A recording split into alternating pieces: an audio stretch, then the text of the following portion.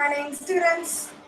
The last video we covered chapter 1 through 5. We are now in the midsection of our book, so we're going to be doing a review of your marketing plan and talk about strategic planning. So first, before we get into the PowerPoint, let me show you for a second the timeline of what we will be doing. So I will present now, and we will go into this infographic. It's called Steps to Effective Marketing Planning. So the first thing is to set objectives that are SMART. We came up with our list of core values. We did a series of statements: mission statement, vision statement, positioning statement, coming up with our USP. What do they mean here by SMART goals? So what does that mean for marketing, SMART goals? Specific, S; measurable, M; attainable, A; realistic, R; and time-bound, T. So specific goals, what does that mean? Set real numbers with real deadlines. Measurable. Make sure that your goal is measurable, that you're able to track it. Don't hide behind buzzwords like brand engagement or social influence. Okay. Attainable.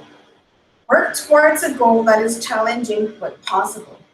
Don't try to take over the world in one night. So remember, we had a mission statement and a vision statement. Which one was the attainable goal? Following through with your mission statement, right? That those are, it's achievable, it's attainable, it's feasible. Realistic, right? So these go hand in hand. Be honest with yourself. You know what you and your team are capable of. Don't forget any hurdles that you may have to overcome. So for this project that you're doing for marketing class, one of the most obvious hurdles is that you will be working on a very small, very tight budget. So when you set your goals, you have to make sure that your goals are realistic. Time bound. Give yourself a deadline. I would argue give yourself a series of deadlines. And keep pushing towards a goal that you might hit someday. So in this case, someday will be the end of semester when we have our virtual marketing showcase. Back to this infographic. Set objectives that are SMART. Evaluate with a SWOT analysis. So we'll go over in a little bit what goes into a SWOT analysis. Get to know your competition.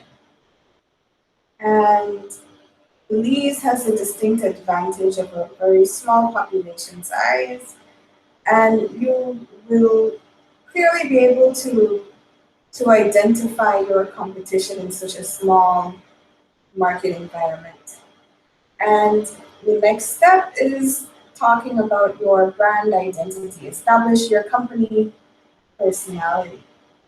So when you did your customer analysis, your customer profile, you got to know your customer personality. So you have to align that with your company personality, your brand identity.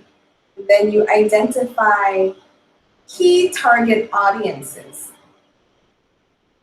Pay attention here to that it says target audiences, right? Don't have that many like repeat customers. What all textbooks assume that is not the case in Belize is you assume volume. In Belize, we don't have volume. We can't assume volume. We try to get those repeat customers. We try to get customers coming back. And there are so few customers that you might want to expand your customer base. So you don't focus on one set of individuals to target a target audience under one set of features and characteristics, you might want to identify maybe 3 target audiences or more, depending. Review your brand and materials. So here is where we're going to be talking about coming up with your brand materials, your marketing materials, and whether it be online or traditional. We will go into the marketing mix and see what variation of brand materials that that will be the most appropriate for your product or service. And creating a USP. We spoke about this when in the conception of your company idea. So here will be like reviewing a USP. What makes your brand, what makes your company special or interesting? Why does your customer choose you? Decide what makes you different. And decide on communication methods, and then you set a budget. You review your budget. You create a list of marketing actions for the next 6 months to 1 month. We're working on a very small timeline here. But for some businesses that you create in this class, you can actually continue on beyond this class if you find that your business is profitable. All right, let's go into the point. So here we're going to focus on just talking about the marketing mix and SWOT analysis. That is, well, there's more that goes into a marketing strategy, but we'll say that that's the meat and potatoes of it that we'll focus our attention there. Understanding the importance of strategic marketing, and you get to know a basic outline for your marketing plan. So by now, you all have turned in section 1 and section 2 of your marketing plan, and that entails your mission and vision statement, your company description, your product description. You want to have had an initial draft of your brand identity.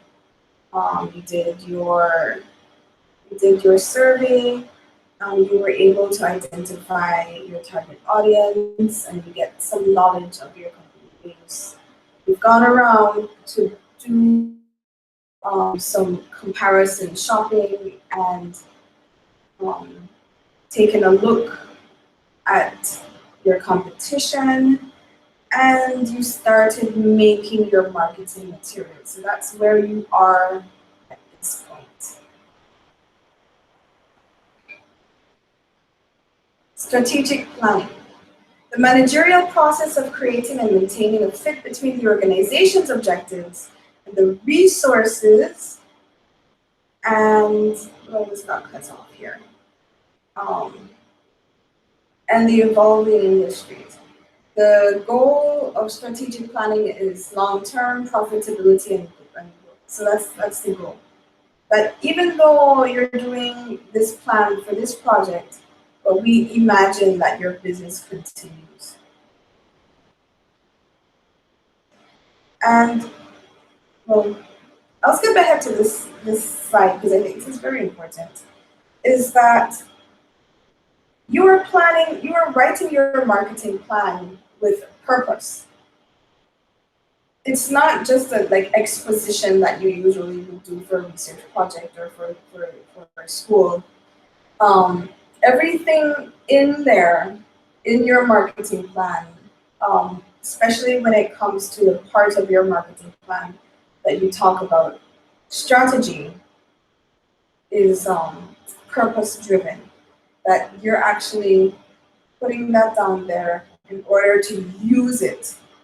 You provide a basis for comparison of actual and expected performance. Provides clearly stated activities to work towards common goals, provides an examination of the market environment, serves as a reference for the success of future activities allows entry into the marketplace with awareness. So the marketing plan is your blueprint. It's your blueprint for your company. And so you don't fill it up with fluff or sales pitch rhetoric or unachievable objectives that just simply sound good, but they're not purpose driven. So what I'm trying to say in this slide is I don't want you to just write fluff. Does that make sense? Um, Sales pitch sounds good, says nothing. Your marketing plan is a blueprint for your company. Everything in there has a purpose. Everything in there you actually use. You're getting the experience writing this marketing plan so that later on, if you do decide to go into a business venture, startup company, you have to write a business plan, a marketing plan, that you have this experience, that you are able to use this document to get investors not only interested and excited about your ideas, but also that they can see how feasible it is for your company to actually profit from your ideas. And that's what this plan does. Okay, back up here. Just some definitions. Planning. The process of anticipating future events and determining strategies to achieve organizational objectives in the future, right? So what does this imply? And this section is written in the future tense, right? Action words. You have a plan, of course, right? Your marketing plan, but your plan has to leave a little bit of room for flexibility. Sometimes you plan in the business, and sometimes you have to react to market situations. I mean, look at this pandemic that we're doing our theme. Nobody knew that this would have come. Last year, you have to make your plans, you have that you're able to adjust them as needed. Marketing planning. So that's planning in general. Planning, you anticipate future events, you try to think of strategies to achieve your goals. But specifically for marketing is you design activities related to the marketing objectives and the changing marketing environment. So that flexibility, because the marketing environment is changing. It's one of these industries that is constantly evolving. And so you have to plan around that factor. So that's marketing planning in general. But this, your marketing plan, written document, and it's a guidebook for the marketing activities, for the marketing manager, for your investors. So, like I said, you're not putting all of that sales rhetoric into your marketing plan because the audience of your marketing plan is for senior management, for your investors. Your customers are not going to be privy to your marketing plan. So you don't address customers as you in your marketing plan. You don't address the customers at all, right? So this is what goes into your marketing plan. Mission statement, vision statement, your SWOT analysis, your objectives, your overall marketing strategy, target market strategy, your marketing mix, 4 Ps, how you're going to implement it, evaluation and control. So evaluation and control is where you take a step back and you say, oh, how is this going? Let's take a look at it. How can we adjust or change to streamline our marketing plan with our objectives? So Here we have your SWOT, right? And you want to pay attention here that your strengths and weaknesses are internal, your opportunities and threats are external, right? So what do you have control over? You have more control over what goes on in the company, right? What you can control what happens inside your company, and those factors. External factors beyond your control would be you react to those. You can plan for those, but you have to leave some flexibility that okay, you want to have some contingency plan for what happens external to your company. But because you can control your strength and weaknesses, you have you can really focus on trying to make better better leverage of your strengths and weaknesses, right? Okay, so what are some things that you can control? Strengths: your employees, patents, cash, brand, unique capabilities.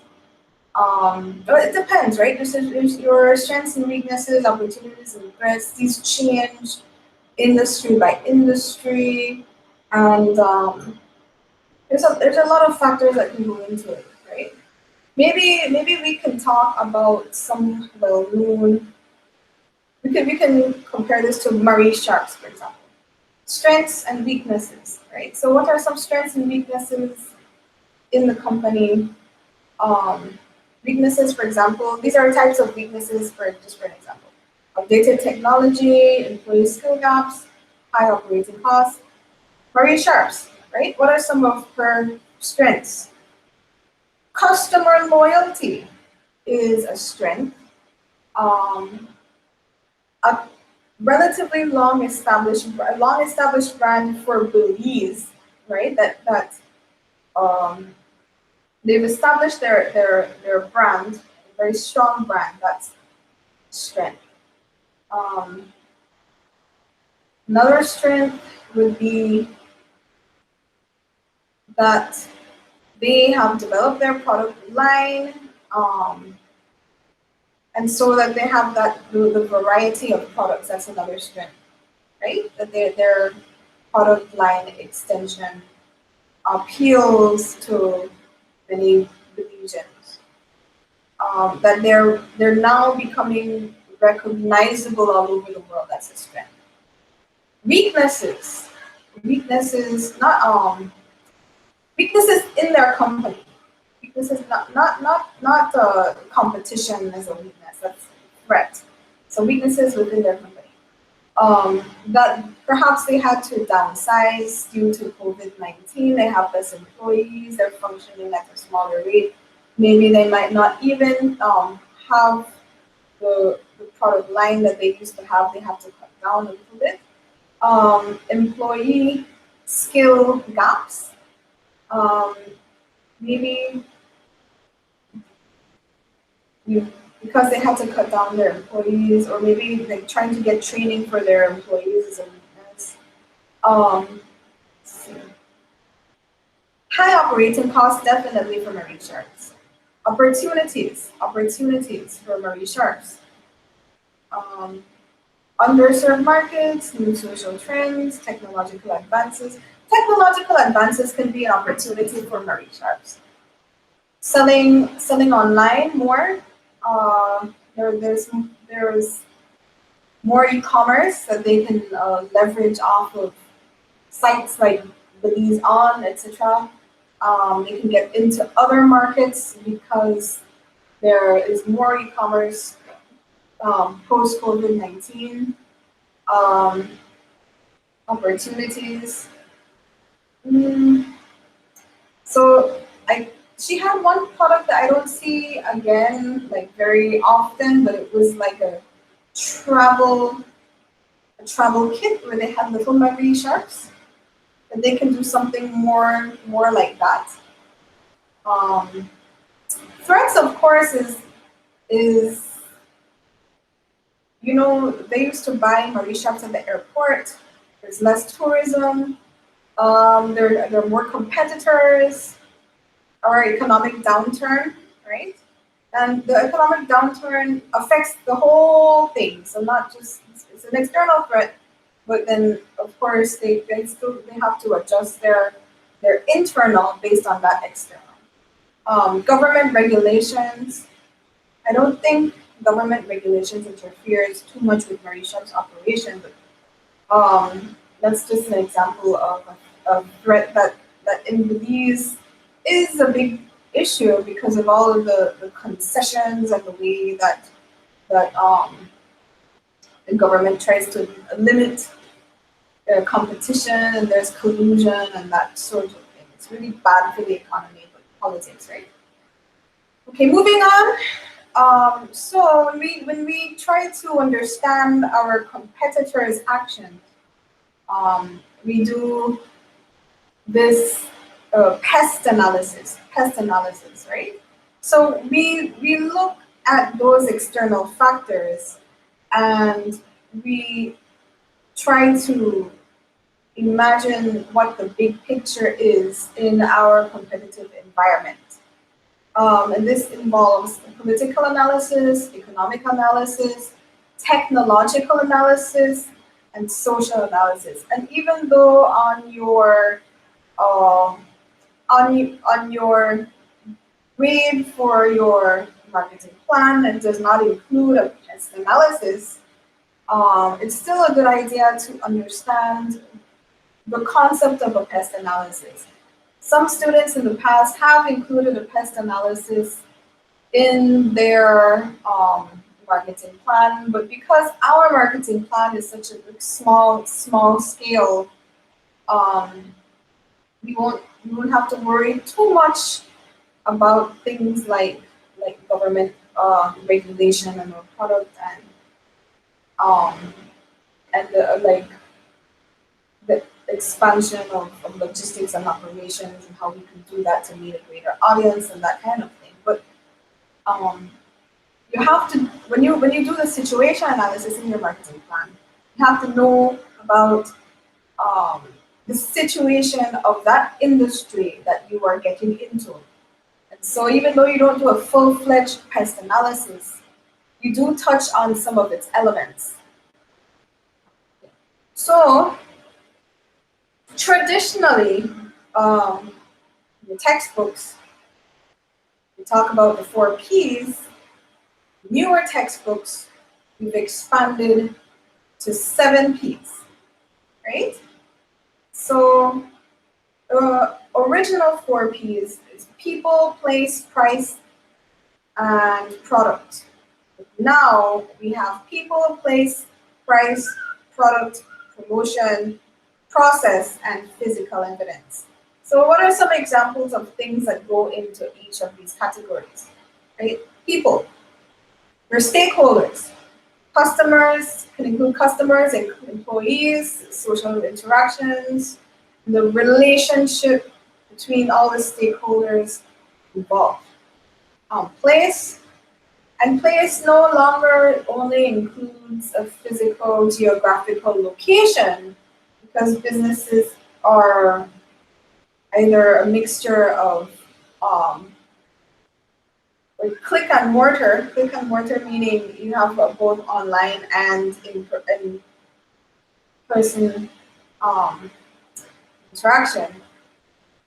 You can have a fully online as well. You can have like several variations when it comes to this place.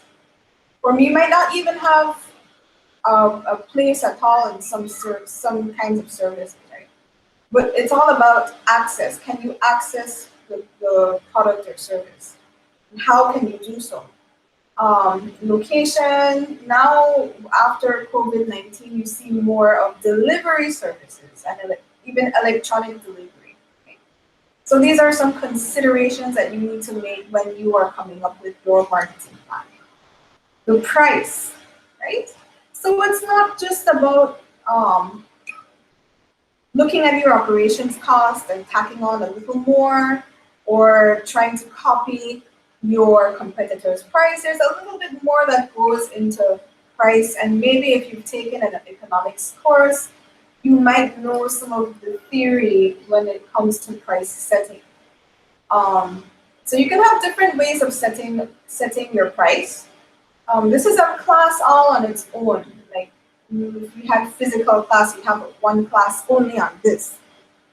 You have different ways of setting price: cost-based, demand-based, operations-based, competition-based, and relationship-based.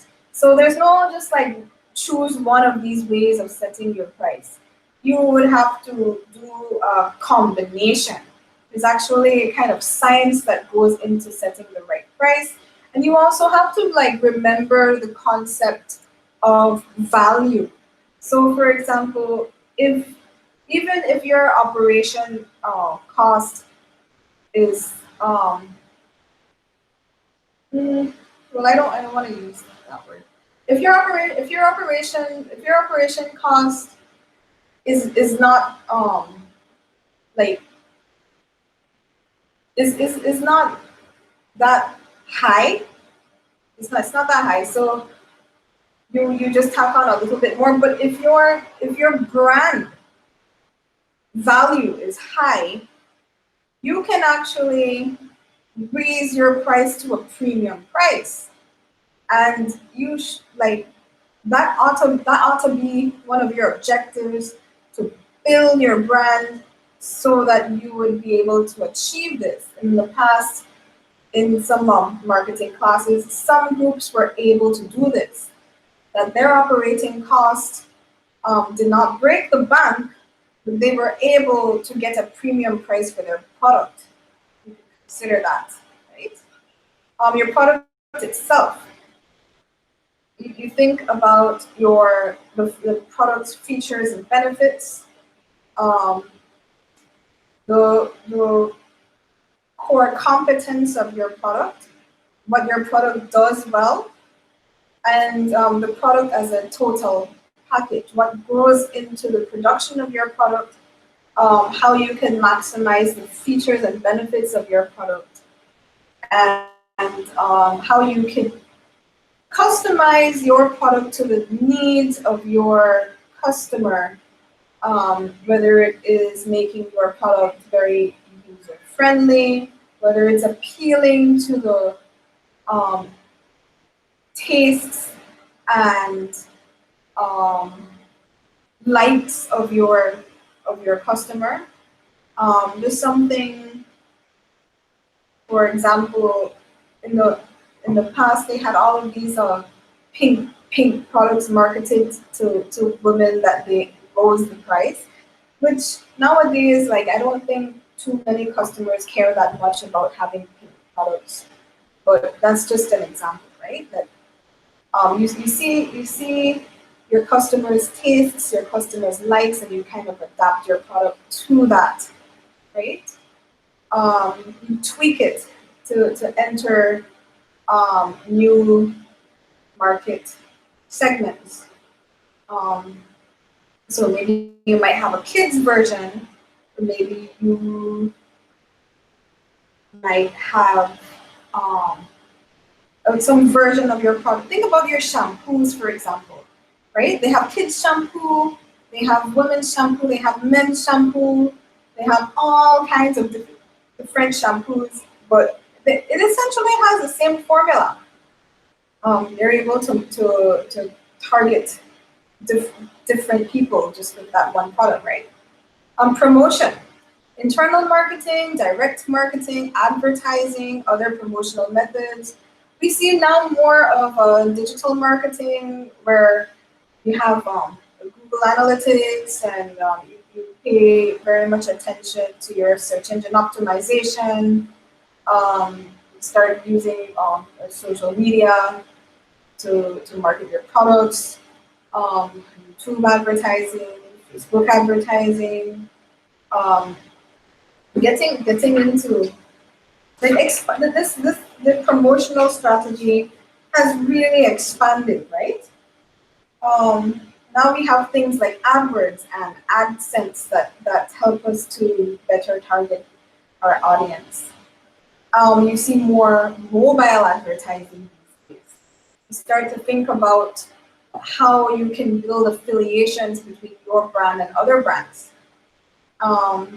Process, right? And here we talk about the organization, like how are you going to carry out the organization's functions logistically, right? Customization, how your operations can flow more efficiently. Physical evidence are things like um, uniforms and signage and symbols and where you're going to put your logo and what equipment you need and this kind of thing. Okay, so here's the golden rule. You listen to your customers, not your competitors. You pay attention to your competitors and what they are doing. Yes, but you don't want to jump and react to everything that your competitor is doing that you lose sight of your business's core competence. I'll give you an example. So last semester we had two groups doing bags. And one of them, the one that we use as an example for this class, is the one that you customize your bags with different designs. The other group, they wanted to phase out single-use bags, so they had this huge bag with big compartments. And so the idea was that you don't walk around with 10 plastic bags, you have one bag with many compartments. So what ended up happening is that the many compartment bags saw that the custom bags were doing better than them. They decided to focus their marketing messages that their several compartment bag was a custom bag.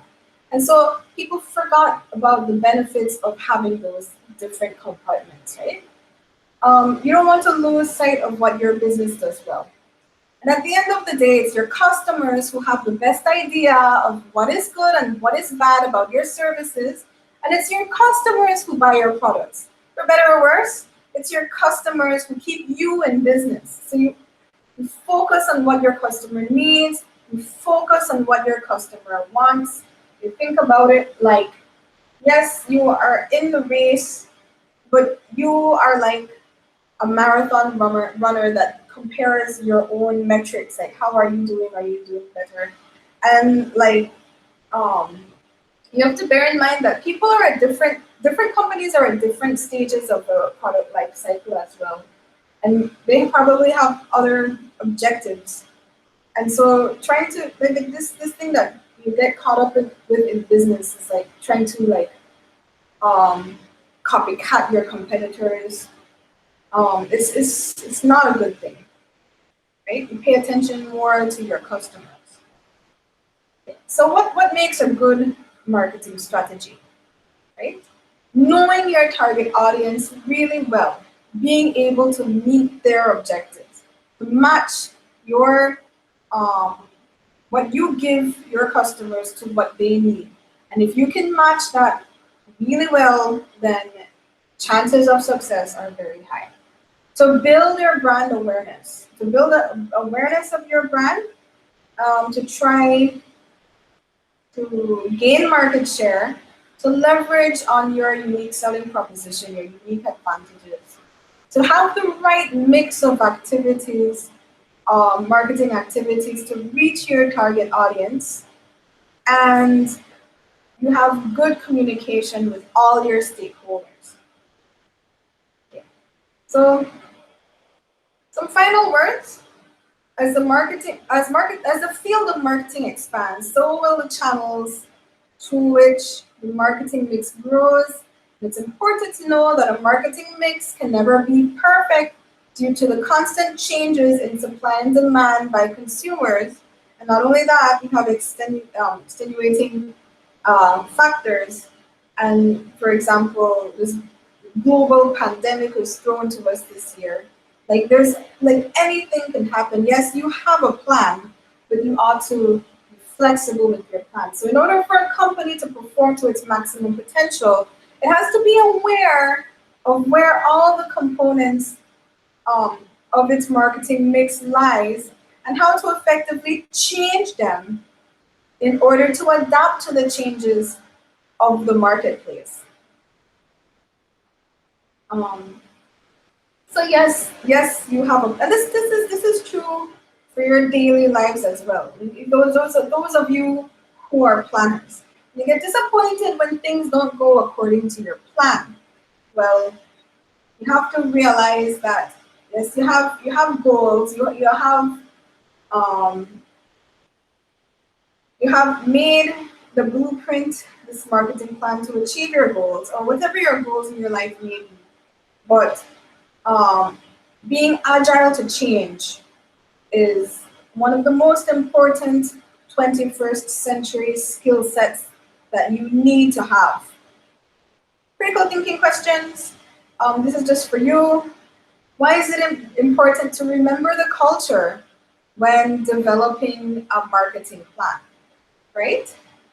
So, especially when it comes to knowing what your customer likes or dislikes. And sometimes we have these outside consultants who come in and they think they have the most marvelous idea for your company, for your industry. But it doesn't work in Belize. There are reasons why, right? How do the stages of the product life cycle affect the goals of a marketing plan? I believe Mr. Arzu went over the product life cycle with you. Um, right now, you're launching a product for the first time. You are in that introductory stage. You want to build awareness. You're not really worried that much about market share because if you're a more mature company, you try to capture or sustain a market share. But when you start to do your marketing materials, you want to think about how you can build your brand, and that should be the objective for you, right? And I know that there's a lot that goes into this project. I know that you have so many other things that's competing for your attention.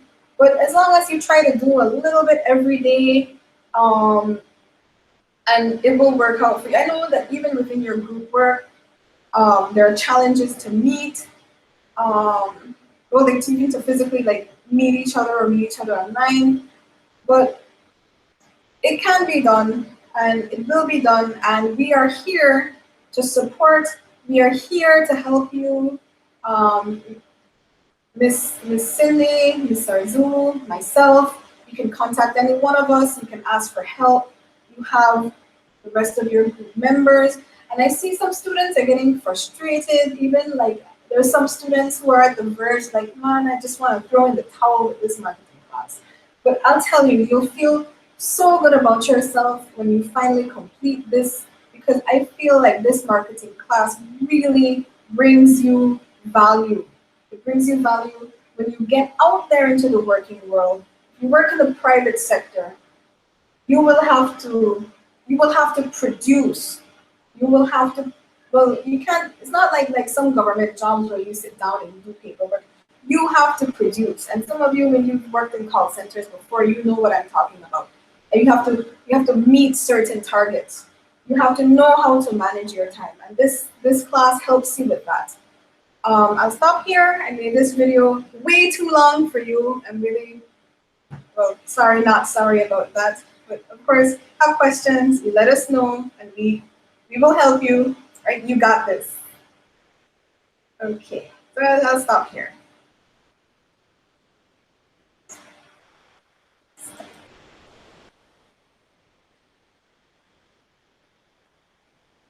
Right.